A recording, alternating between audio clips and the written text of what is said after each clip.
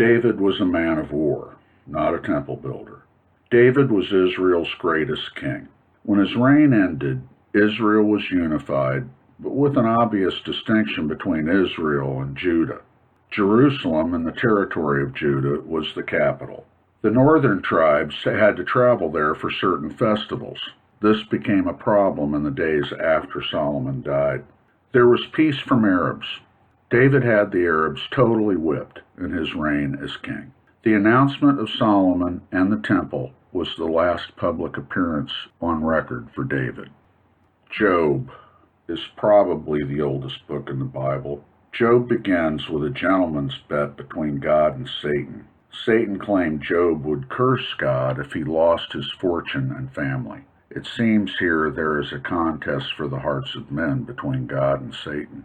Job lost his ranch and family in one day of Philistines and fire. Job did not curse God. Then Satan proposed that the loss of health would turn Job. The next day, Job was sitting on a pile of ashes, scraping itchy skin with a piece of broken pottery, not cursing God, when his friends dropped by. They all believed and spoke at length about a sin Job must be hiding, but leveling no specific charge. Job denies sin and does not curse God. Then a younger fellow who has been listening in makes a final statement, chastising Job's friends for not leveling a specific charge, and encourages Job to confess his sin, which is obvious because of Job's affliction. God finally intervenes and sets the record straight. Job has no secret sin. Job is restored double. Affliction does not have to mean you deserve it.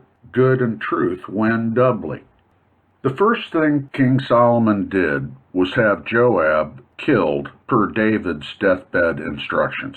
Benaiah had to go into the tabernacle because Joab clung to the altar and refused to come out. Solomon told Benaiah to go and kill him regardless. God appeared to Solomon in a dream, offering to grant any request.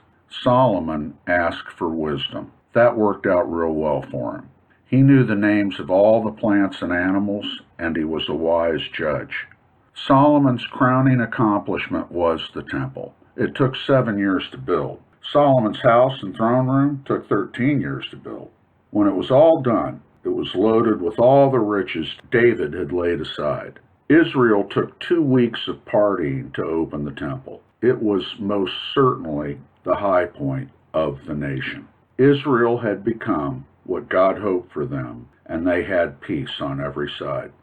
Settling all the skilled labor and materials for the temple was not without incident, but completed so that Solomon continued doing business with all involved. They built cities with all the slaves David had accumulated in his conquest, and they got into shipping.